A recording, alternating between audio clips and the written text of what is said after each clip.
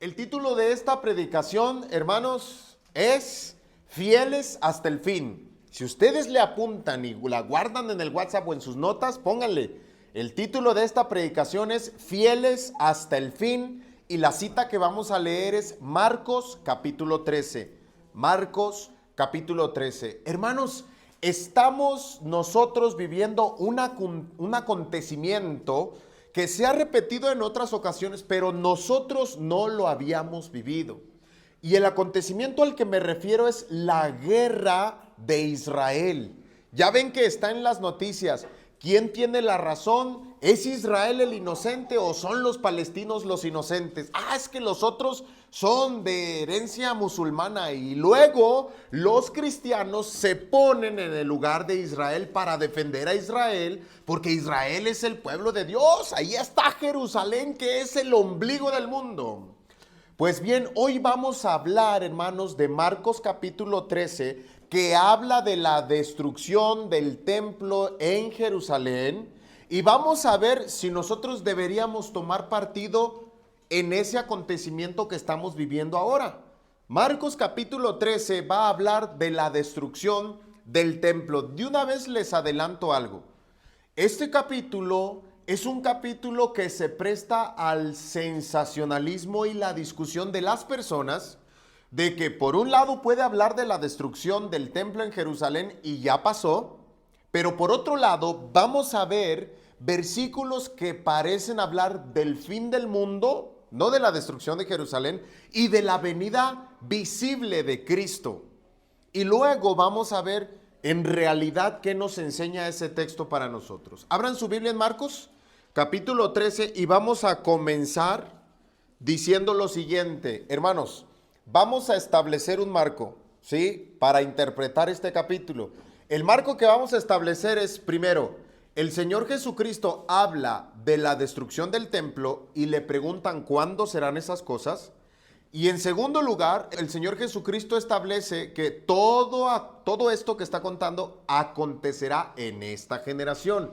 Y esta generación es la generación en la que viven los apóstoles, el primer siglo. Vamos a empezar en los versículos 1, 2, 3 y 4.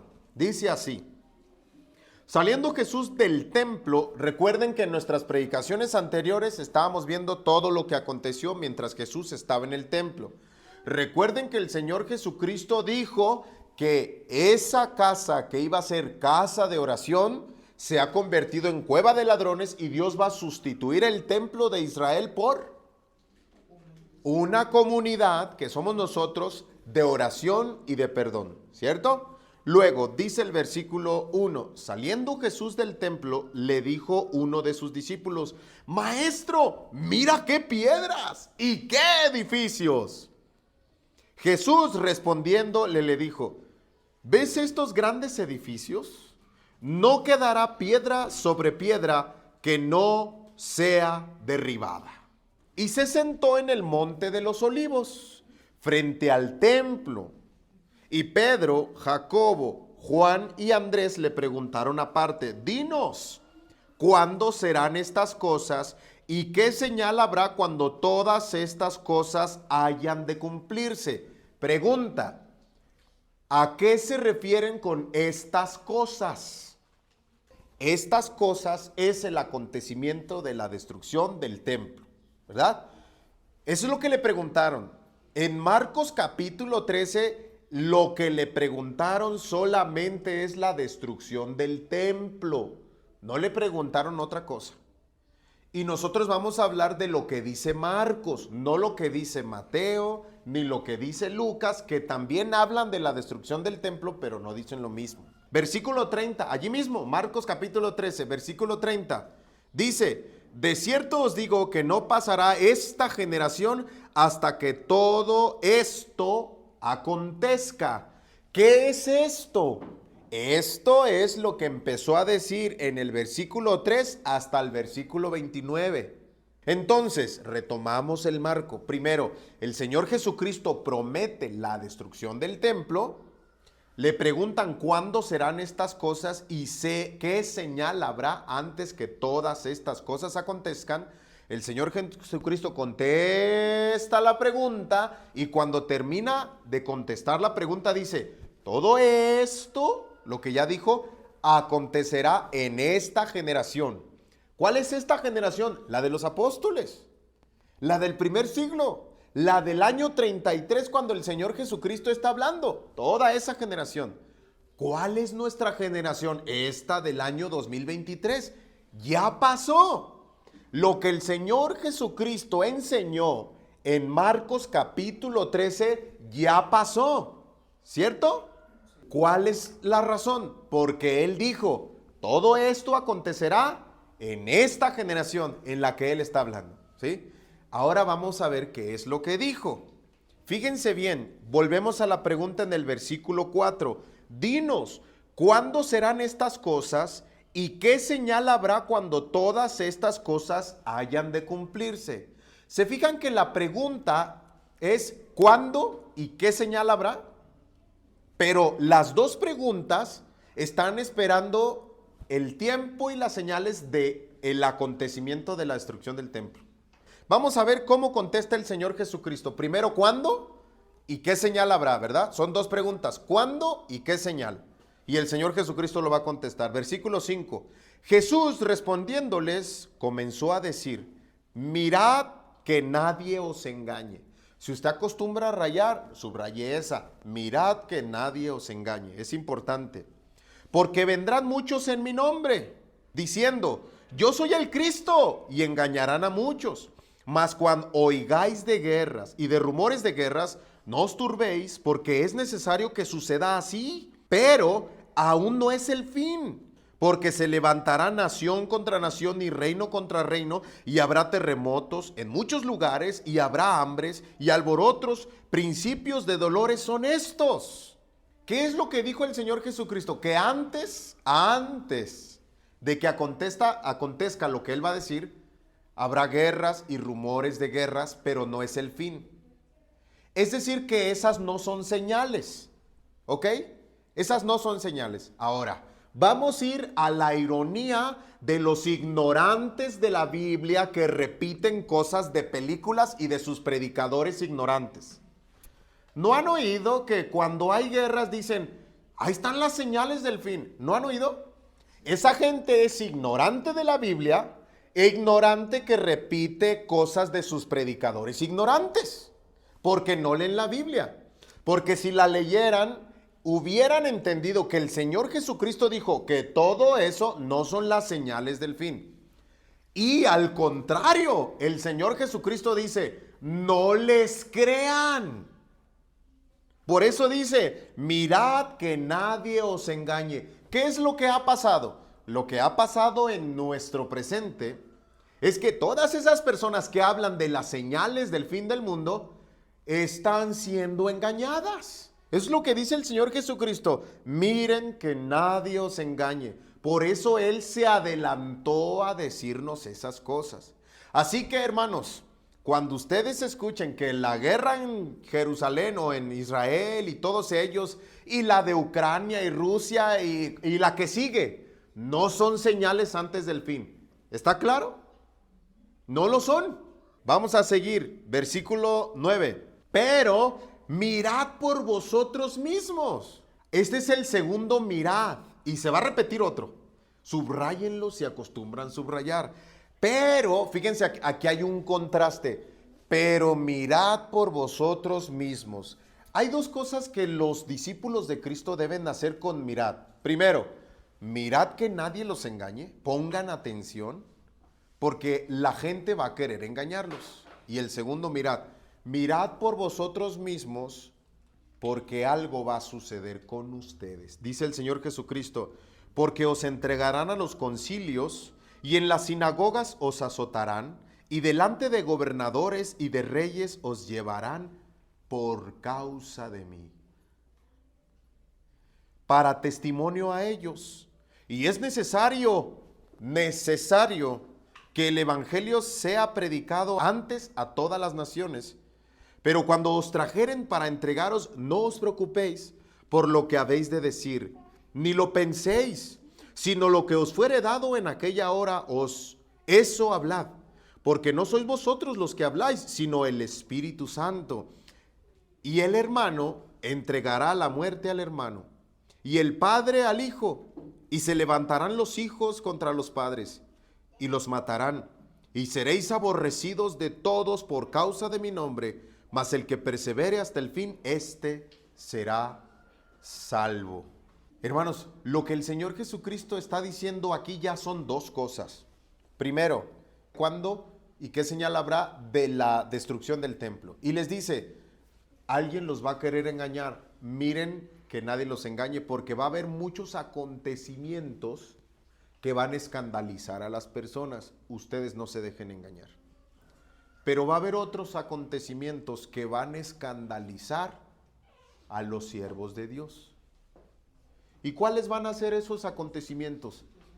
Que seréis aborrecidos de todos por causa de mi nombre, que los van a llevar delante de los reyes, de gobernantes, de concilios, les van a pedir declaración y los van a matar. Esos son otros acontecimientos por los que los discípulos de Cristo iban a pasar.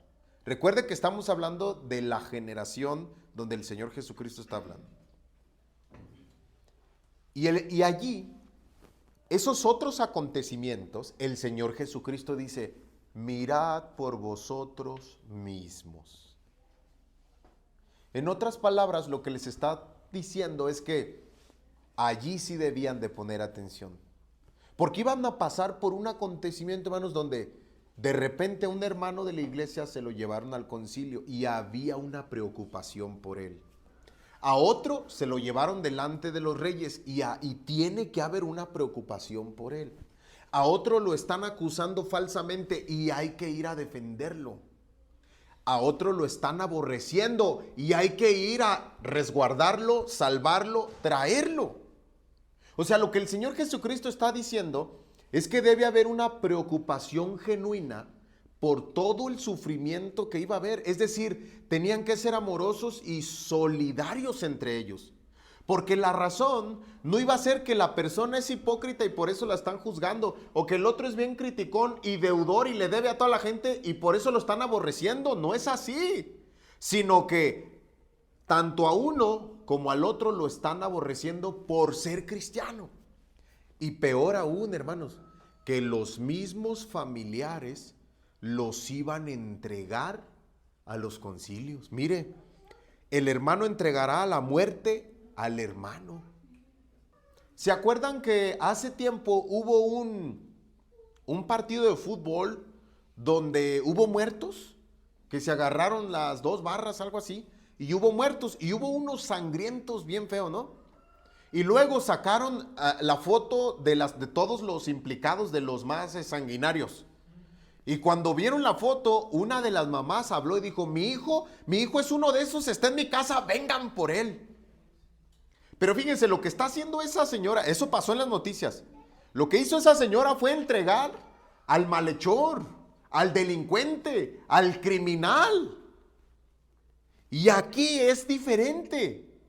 Aquí van a entregar al hermano, pero no por criminal, sino, dice el Señor Jesucristo, por causa de mí. Eso va a suceder. Imagínense ese tiempo, hermanos, imagínenselo. Imagínense ese tiempo cuando en nuestro presente hay personas que se encuentran con la dificultad de que llega mi hermana a visitarme y no sé qué decirle y mejor ya no voy a la iglesia, ¿verdad? ¿Cómo se siente la diferencia? Es una vergüenza. Yo no podría con mi hermana, si viene a visitarme, pues no podría decirle que me voy a la iglesia, ¿no? Pero ellos podrían estar en la disposición de que su hermano lo entregue a la muerte porque lo aborrece, por causa de Cristo. Y el Señor Jesucristo dijo, mirad por vosotros mismos. Es decir, hermanos, la actitud de los discípulos de Cristo que están advertidos es que deberían de ser solidarios entre ellos y preocuparse por ellos y no preocuparse por qué van a decir cuando los lleven delante de los reyes. Una de esos acontecimientos se narra en el libro de los Hechos en el capítulo 25 y 26, cuando al apóstol Pablo, sin ninguna acusación, fíjense, la situación del apóstol Pablo es que se lo llevan preso, ¿sí? Y lo tiene preso un gobernante que se llama Félix. Y Félix viene y platica con él, pero quiere que le suelte dinero. Y como no le suelta dinero y le habla de la condenación y del juicio venidero, tiene miedo y ya no le hace nada. Y luego cambian de gobierno y llega el otro gobernador, Festo. Pero Festo, ve que no ha hecho nada. Y entonces el apóstol Pablo dice, ninguna cosa digna de muerte he hecho, por lo tanto no me niego a morir. Apelo a César. Y cuando hace eso el apóstol Pablo, es que como ciudadano romano está exigiendo su derecho de ir delante del emperador, el César, a defenderse. Y entonces el gobernador Festo no le puede negar ese privilegio o ese derecho. Le dice, a César has apelado y a César irás. Pero antes de enviarlo, viene de visita un rey, el rey Agripa. Y entonces le dice, oye rey, fíjate que ahí tengo un hombre preso, Pablo, pero que ha hecho quién sabe qué cosas, pero me dijo que lo mande delante del César para defenderse, pero yo no sé qué escribir. Fíjense, no lo libera, pero no tiene ninguna acusación contra él. Y dice, entonces te ruego que vengas, lo escuches y ya que lo escuches me des tu opinión, a ver yo qué le escribo al César. Y entonces viene el rey Agripa y Festo y el apóstol Pablo empieza a defenderse inspirado por el Espíritu Santo. Me tengo por dichoso, oh rey Agripa, en que haya de defenderme hoy delante de ti, porque tú conoces todas nuestras tradiciones. Por lo tanto, si quieren testificarlo conforme a la rigurosa secta de mi nación, viví fariseo. Fíjense nomás. El apóstol Pablo está diciendo que lo están acusando de ir en contra de las tradiciones de los judíos. Pero dice, pero yo conforme a la más rigurosa secta de mi nación viví fariseo. Es decir, yo soy uno de la crema y nata de los judíos. ¿Cómo soy acusado en contra de lo que los fariseos enseñan? Y los fariseos, si ustedes se acuerdan sobre la pregunta que le hicieron a Jesús de la resurrección, la pregunta fue de los saduceos que no creían en la resurrección, pero los fariseos sí. Y Pablo dice, me acusan de creer que Dios resucite a los muertos, mientras que los fariseos creen en eso. Y ahí de repente les mete el evangelio y le empieza a hablar de cómo el Señor Jesucristo se le apareció mientras él iba buscando a los cristianos para meterlos a la cárcel, arrastrarlos a los concilios y dar su voto para que los mataran. Pero cuando el Señor Jesucristo lo encuentra, dice el apóstol Pablo, no fui rebelde a la visión celestial y comencé a anunciarlo en las ciudades. Por causa de la resurrección de los muertos, soy acusado por los judíos. Y le dice al rey, ¿crees, oh rey Agripa, los profetas? Yo sé que crees. Y se acaba su discurso y se levanta el rey Agripa y le dice, fíjense bien hermanos, le dice, por poco me persuades a ser cristiano. Por poco me persuades a ser cristiano. Ese es el apóstol Pablo, inspirado por el Espíritu Santo, por el que no se debía de preocupar qué tenía que hablar delante de los reyes. Y es lo que el Señor Jesucristo advirtió. Ustedes no se preocupen, porque el Espíritu Santo les va a decir lo que tienen que hablar en ese momento. Por eso debían preocuparse. Dos cosas, preocuparse por ellos, por su encarcelamiento, y eso es lo que hicieron con el apóstol Pablo. ¿Se acuerdan lo que les he hablado de la iglesia de Filipos? Que le mandó una ofrenda y le mandó un trabajador para que trabajara, para ayudarle para él, que estuvo expuesto a morir para suplir lo que al apóstol Pablo le faltaba. Eso es lo que estaba haciendo la iglesia de Filipos con el apóstol Pablo. Y eso es lo que estaba haciendo el apóstol Pablo confiando en la promesa del Señor Jesucristo. Entonces había una preocupación solidaria por los que estaban sufriendo y también había una preocupación por depender del Espíritu Santo para su defensa. Vamos a seguir leyendo versículo 14. Ahora el Señor Jesucristo va a contestar la señal. Recuerden que son dos preguntas. ¿Cuándo sucederán estas cosas y qué señal habrá de estas cosas, verdad? Versículo 14.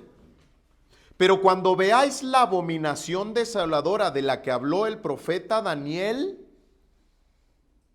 puesta donde no debe estar, el que lee entienda.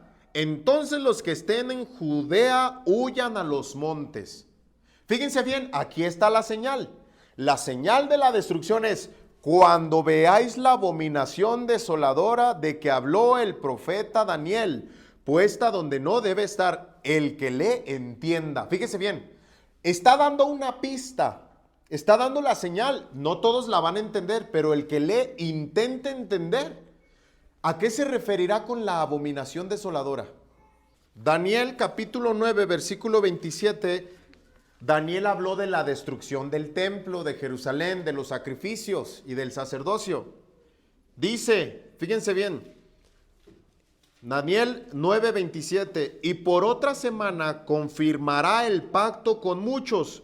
A la mitad de la semana hará cesar el sacrificio y la ofrenda. Después, con la muchedumbre de las abominaciones, vendrá el desolador. Con la muchedumbre de las abominaciones vendrá el desolador. Y el Señor Jesucristo dijo, cuando veáis la abominación desoladora de la que habló el profeta Daniel, ¿verdad? Y acá Daniel dice que se hará cesar el sacrificio y la ofrenda. Es decir, como van a destruir el templo, ya no va a haber sacrificios ni ofrendas en el templo.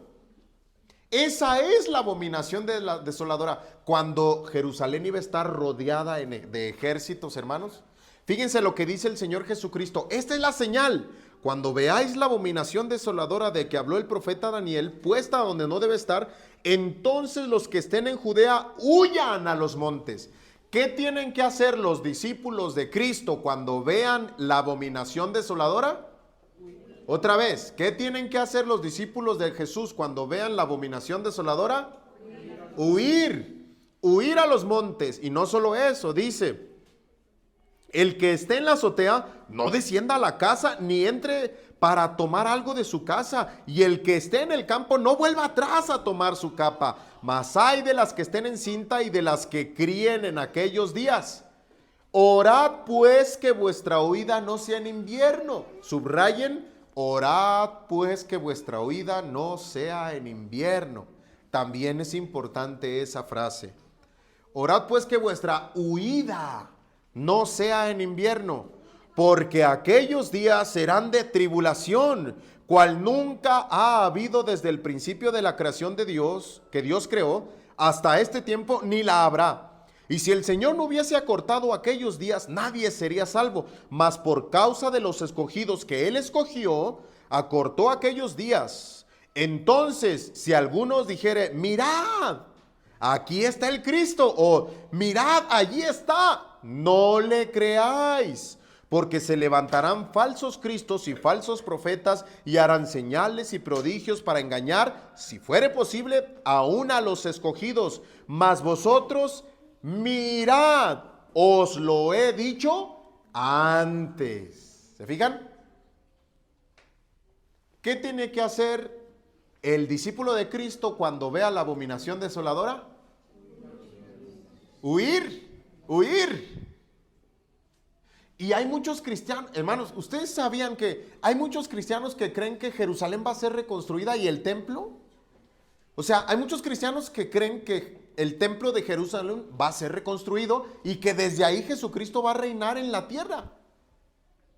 ¿Sí? Hay cristianos que están juntando ofrendas para reconstruir el templo. Existen esos. Y ahorita que está la guerra de Israel contra los palestinos, hay cristianos que de inmediato se pusieron del lado de Israel. O sea, tienen un espíritu nacionalista para defender a Israel. Pero hermanos, nosotros, aunque seamos mexicanos, no somos llamados a ser nacionalistas. De ninguna manera. Ni mexicanos, ni los de Estados Unidos, ni de ninguna nación. Ni aunque fuéramos judíos israelitas, no somos llamados a ser nacionalistas, es decir, a defender nuestra nación, no lo somos. El Señor Jesucristo les dijo que iban a destruir su nación y Él dijo, huyan, no se queden allí, huyan. El Señor Jesucristo les está dando la clave para que guarden su vida. Ojalá oren para que no sea en invierno su vida. ¿Sí? Y hoy en día los cristianos ignorantes que leen la Biblia mal se ponen del lado de inmediato de Israel porque es el pueblo de Dios. Pero no somos llamados a defender a ninguna nación de esta manera, hermanos. El Señor Jesucristo estaba más preocupado por la predicación del Evangelio, por la causa de Jesús, y la causa de Jesús no es la causa de Israel. Y hay una razón añadida por lo cual deben huir, porque la destrucción de Jerusalén y del templo en realidad viene por el juicio de Dios. Es Dios el que está juzgando a la nación, al pueblo, y está acabando con el templo porque merecen ser castigados, merecen ser destruidos. Por eso los discípulos de Cristo, que no son los que van a recibir ese castigo, tienen que huir. ¿Y quién va a venir a juzgar a la nación de Israel? Cristo. Cristo. Bien, ya saben, ¿van a querer engañarlos? No se dejen engañar, pero sí van a querer matarlos. Ustedes perseveren hasta el fin. No se cambien de partido con aquellos que entregan a su hermano a la muerte. Hermanos, ustedes han escuchado la frase que dice, lo que no te mata te hace más fuerte, ¿verdad? ¿Verdad que sí? ¿Y si es cierto? Sí es cierto. Y es cierto cuando usted tiene que disciplinar a sus hijos y enseñarles a sufrir. ¿Es cierto? O sea, hoy en día los padres desarrollan una sensibilidad a la educación de sus hijos para que ellos no sufran. Y luego tontamente hay muchos padres que dicen, mis hijos no van a sufrir lo que yo sufrí.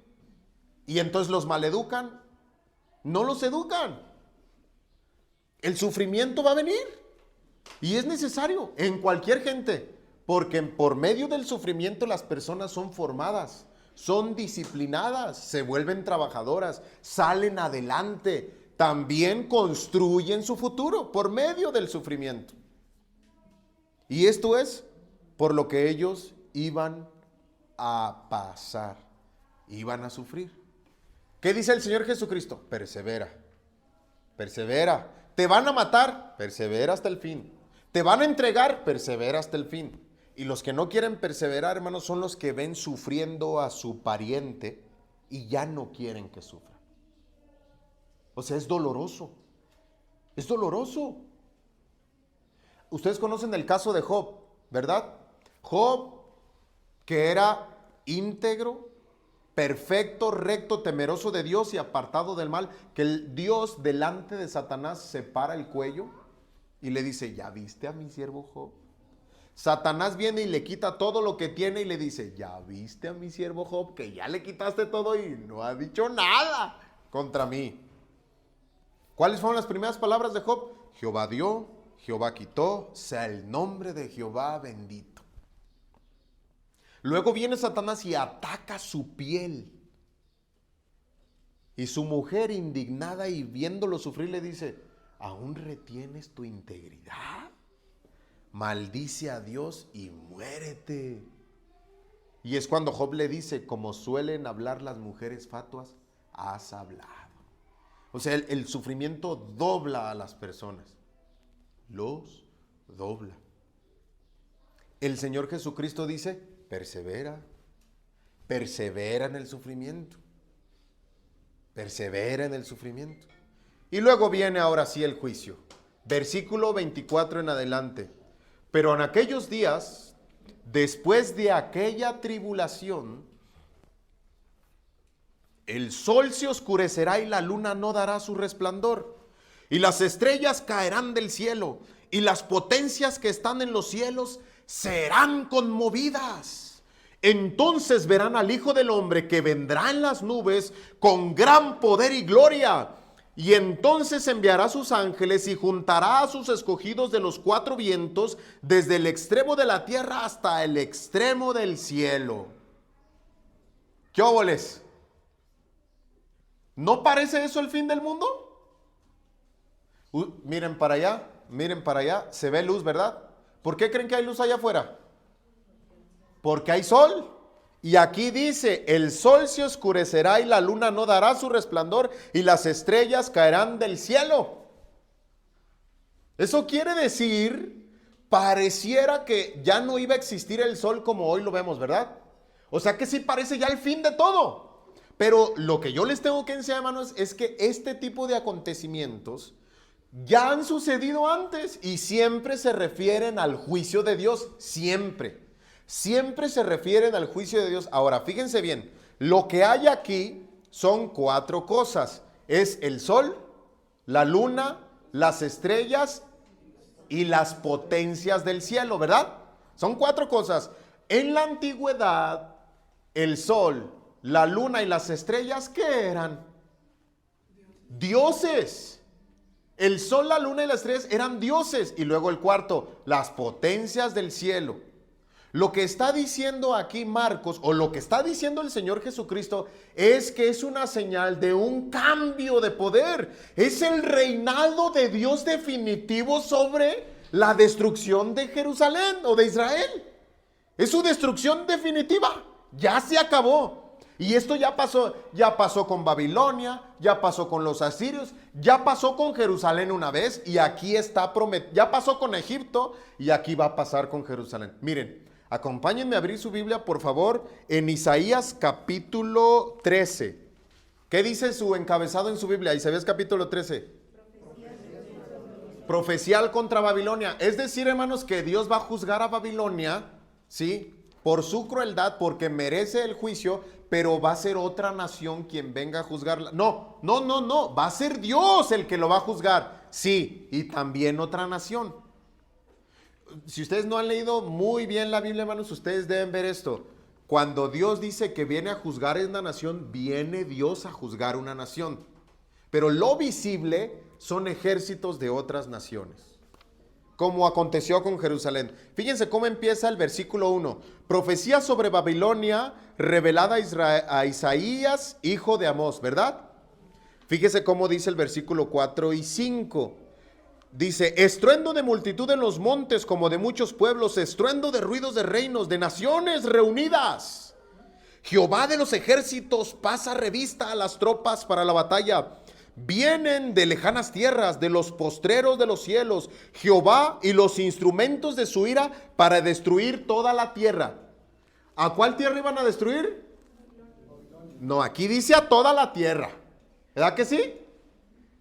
Y si yo les digo que nomás es Babilonia, ¿ustedes qué dirían? Es Babilonia, pero allí dice toda la tierra, ¿verdad que sí? No importa que diga toda la tierra, se refiere a Babilonia. ¿Sí? Pero fíjense, ¿quién va a venir a destruir a toda la tierra de Babilonia? ¿Quién? Instrumentos de su ira. Dice, vienen de lejanas tierras, de lo postrero de los cielos, Jehová y los instrumentos de su ira. ¿Quién va a venir a destruir a toda la tierra? ¿Ven que son 2? No, nada más es uno. Es Jehová y los instrumentos de su ira. Pregunta, hermanos. ¿Ustedes creen que vino Jehová a destruir a Jerusalén, a Babilonia? ¿Sí? ¿Seguros?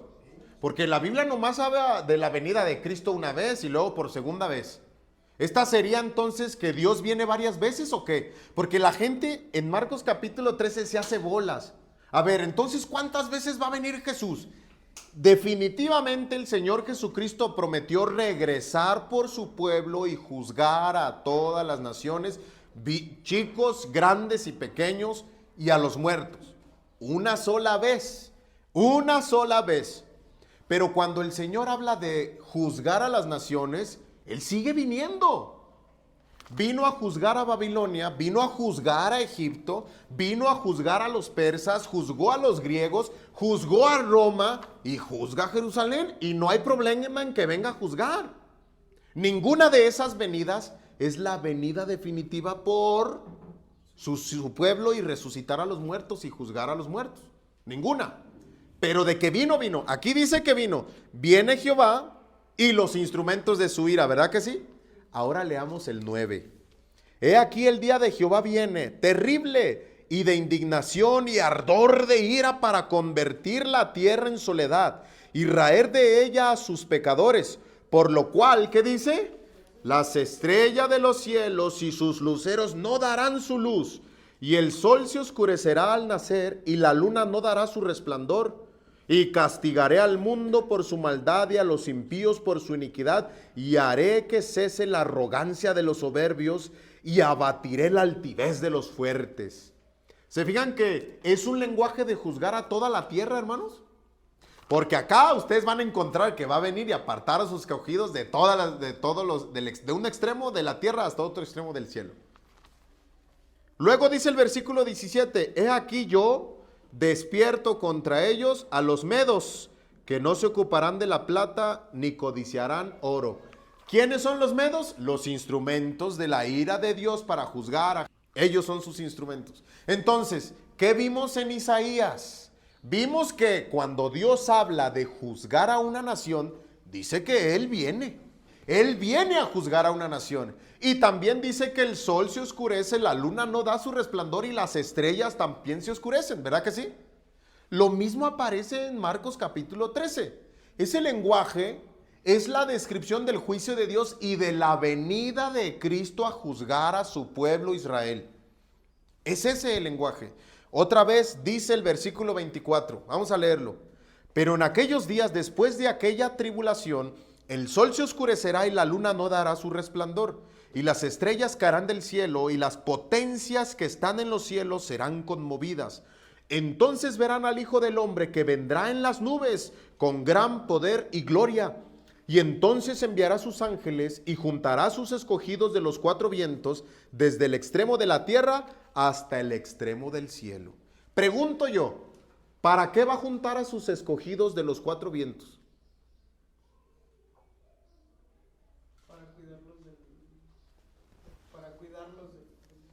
Sí, para cuidarlos del juicio.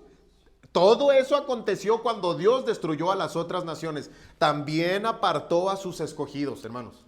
También a eso, miren, en el libro de Jeremías, creo que sí es Jeremías, si no es Ezequiel, no me lo recuerdo bien, aparece un texto padrísimo donde nosotros comprendemos que hay dos mundos. Uno es el mundo que no vemos y el mundo que vemos. Nosotros vemos a Israel o a Jerusalén siendo destruida por el ejército de Babilonia. Y los soldados de Babilonia matando a espada a los malos de Jerusalén. Pero antes de eso, Dios le muestra a Ezequiel, creo que sí es Ezequiel, le muestra el mundo que no se ve y le dice, ven. Y se lo lleva al templo y entran al templo. Dice, mira cómo están adorando en mi lugar santo. Están adorando a los otros dioses de las otras naciones, los sacerdotes de Dios. Luego manda llamar a unos ángeles y de entre esos hay uno que tiene un tintero, ¿no? Vamos a decir una brocha. Y él dice, vayan y maten a todos los idólatras del pueblo. Pero antes, el ángel con el tintero, primero es mandado a marcar a los que son fieles. Y a todos ellos no los van a matar. Y una vez que los marca, vienen los otros ángeles y matan a espada a todos los demás. ¿Sí ven que son dos mundos? El mundo invisible donde los ángeles están, que nosotros no lo vemos, y el mundo visible, donde son los otros ejércitos que juzgan a la nación. Pero es Dios el que está allí. Es lo mismo que va a acontecer acá, hermanos. Dice que va a mandar a sus ángeles a apartar a sus escogidos para librarlos del juicio sobre Jerusalén. Vamos a seguir leyendo, versículo 28. De la higuera aprender la parábola. Cuando ya su rama está tierna y brotan las hojas, sabéis que el verano está cerca. Así también vosotros, cuando veáis que suceden estas cosas, ¿qué son estas cosas? La abominación desoladora de la que habló Daniel. Cuando veáis estas cosas, conoced que está cerca a las puertas. De cierto os digo que no pasará esta generación hasta que todo esto acontezca. El cielo y la tierra pasarán, pero mis palabras no pasarán. Es decir, se va a cumplir porque se va a cumplir. 32. Pero de aquel día y de la hora nadie sabe, ni aun los ángeles que están en el cielo, ni el Hijo, sino el Padre. Es importante que entiendan esto. Él menciona que los ángeles no lo saben y el Hijo tampoco lo sabe, solo el Padre. ¿Por qué resalta a los ángeles y al Hijo? Porque son los ángeles y el Hijo los que van a venir. Son ellos los que van a venir. Ahora, fíjense bien. Si nosotros le damos vuelta ahí a la página y buscamos el capítulo 14 y vamos al versículo 61 y 62, el Señor Jesucristo lo repitió, su venida, al sumo sacerdote, cuando lo están juzgando, hermanos, en un tribunal clandestino. Le dice, acusan a Jesús y los acusadores no se ponen de acuerdo y el sumo sacerdote le pregunta, dice el 61, mas él callaba y nada respondía. El sumo sacerdote le volvió a preguntar y le dijo, ¿eres tú el Cristo, el Hijo del bendito? Y fíjese la respuesta de Jesús. Y Jesús le dijo, yo soy. Y veréis al Hijo del Hombre sentado a la diestra del poder de Dios y viniendo en las nubes. En su propia cara le prometió el juicio que iba a venir sobre él y sobre todos sus aliados que habían convertido su casa en cueva de ladrones. Veréis al Hijo del Hombre que viene en las nubes con sus ángeles y sentado en el trono.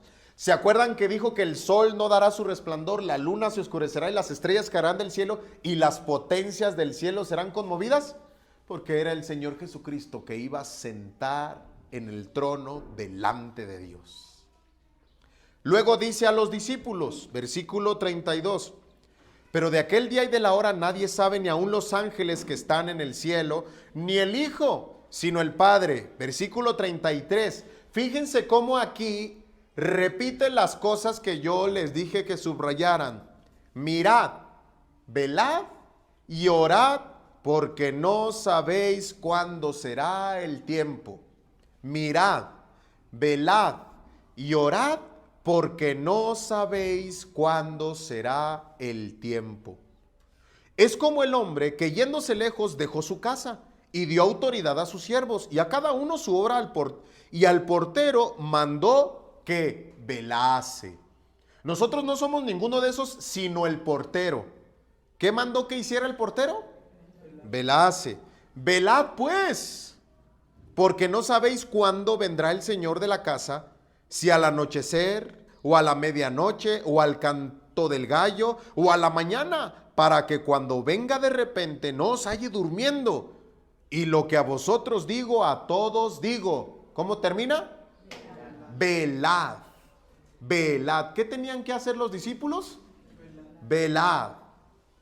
Y según el versículo 33, mirad, velad y orad. ¿Verdad que sí? Miren, ¿a qué se refiere con velar? Lo que les está diciendo a sus discípulos es que miren, que oren y que velen. ¿Verdad que sí? Son tres cosas que les está diciendo. Dice, mirad, velad y orad, porque no sabéis cuándo será el tiempo. No sabéis cuándo será el tiempo. ¿A qué tiempo se refiere? Cuando venga el Hijo del Hombre a juzgar a la nación de Jerusalén. Y ellos tienen que mirar, velad y orad, para no ser engañados por los que les dicen, miren, ahí está el Cristo. Tienen que mirar la señal de la abominación desoladora para poder huir. Tienen que orar para que su huida no sea en invierno y sea más difícil. Y tienen que velar por vosotros mismos. ¿Se acuerdan que lo subrayaron? Velad por vosotros mismos. Es decir, velad es tener la preocupación solidaria por nuestros hermanos, por ser fieles al Espíritu Santo cuando tengan que ser entregados a la muerte, a los concilios y delante de los reyes. Así es como están velando, esperando la venida del Hijo del Hombre al juicio, para que ellos no estén dormidos. ¿Qué pasó aquí? pasó lo que tenía que pasar. Vino el Señor Jesucristo a destruir a la nación que le prometió el juicio. A Israel, especialmente a Jerusalén y especialmente el templo. Eso ya pasó, hermanos. Ya pasó. Pero hay varias cosas que nosotros aprendemos aquí. La primera, que no es la principal, la primera es que no somos nacionalistas, ¿eh? No somos nacionalistas. Si en alguna ocasión nuestra nación está siendo destruida, nosotros no estamos para quedarnos a defender nuestra nación, hermanos.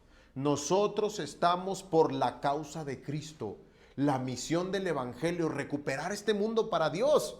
Y lo que Dios quiere es protegernos. Por eso les dijo a ellos, huyan cuando la ciudad esté sitiada. Huyan, eso es lo primero, pero no es lo principal. Así como ellos estaban esperando la venida de Cristo para juzgar a esa nación, dígame usted si no está esperando la venida de Cristo. Julie, cuando terminó la oración, dijo que ya venga Dios, ¿verdad que sí? Que venga su reino y que ya venga. El Señor Jesucristo prometió volver y traer el juicio. Prometió volver y traer el juicio. ¿Sí? Hebreos capítulo 9 dice, está establecido para los hombres que mueran una sola vez y después de esto va a venir Cristo a juzgar a todas las naciones y va a ser su juicio definitivo para entregarnos el reino. Pero mientras nosotros estamos esperándolo, hay tres cosas que debemos hacer.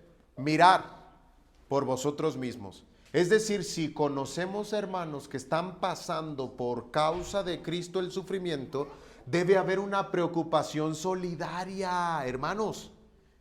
Si están sufriendo por causa de Cristo, debe haber una preocupación solidaria nuestra, como lo hizo la iglesia de Filipenses con el apóstol Pablo, que aunque estaba preso, se preocupaban de sus necesidades.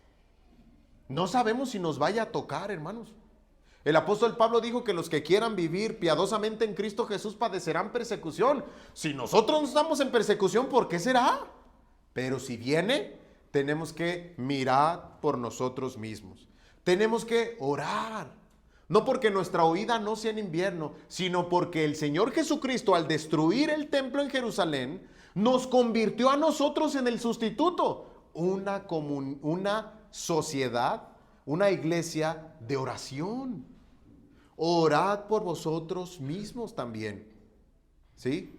Tenemos que, hermanos, tener esa distinción, ser una comunidad de oración. Hay personas entre ustedes sufriendo, ya conocen el caso de Marcos, ¿verdad? Ya conocen, una de las razones por las oraciones es que podamos fortalecernos en el poder de Dios. Lo dice Efesios capítulo 6. Fortaleceos en el Señor y en el poder de su fuerza para que podáis estar firmes contra las acechanzas del diablo. Tenemos que ser esa comunidad de oración y velar. Velar es esperar la venida del Señor. De esa manera, entonces, una preocupación solidaria entre nosotros, hermanos, y también una comunión de oración, porque eso nos va a hacer una iglesia fuerte. El Señor Jesucristo dijo en Juan en el capítulo 17, Señor, te ruego por estos y por los que han de creer, que ellos sean uno, como tú y yo, Señor, somos uno, para que el mundo crea que tú me enviaste. Si somos una comunidad unida, vamos a ser una comunidad, hermanos, que está preocupada por nosotros mismos y que también se está distinguiendo por una comunidad de oración. Ya sea que Cristo venga hoy o venga mañana, debemos nosotros velar, orar y mirar, como dice el Evangelio de Marcos. No hay que ser sensacionalistas, hermano. No se deje arrastrar por lo que usted ve en el internet. Usted va a ver muchas cosas de que ya viene el fin del mundo y que ya están destruyendo una nación y que hay guerra y que hubo terremoto. Y toda esa gente es la que no lee la Biblia. Nosotros somos los que fuimos advertidos con el Señor Jesucristo. Dijo, yo ya se los dije antes, para no ser engañados por esas naciones. Y al contrario, ocuparnos en lo que el Señor Jesucristo dijo. Mirad, orad y velad. Vamos a hacer una oración. Señor y Padre Santo, gracias porque nos das tu palabra, Señor, que nos aclara, Señor, el presente y el futuro. Gracias porque vas a venir. Ayúdanos, por favor, Señor, a ser fieles, fieles hasta el fin, mirando a nuestros hermanos, cuidando de sus necesidades, Señor, orando, siendo esa comunidad, Señor, y también velando a no ser arrastrados, Señor, por la incredulidad, no ser arrastrados a cambiarnos de bando y entregar a nuestros hermanos, sino ser fieles hasta el fin por causa de tu Hijo Jesucristo y por tu reino, Padre Santo. Danos esa fuerza, Señor, que ninguno de los que estamos aquí se diga que volvió atrás, que ninguno de los que estamos aquí, Señor, sea infiel, sino que todos velemos esperando a nuestro Señor Jesucristo, que nosotros nos preocupemos por nuestros hermanos y oremos. Bendito seas, Dios Todopoderoso. Te damos a ti gracias, honra y gloria en el nombre de Jesús. Amén.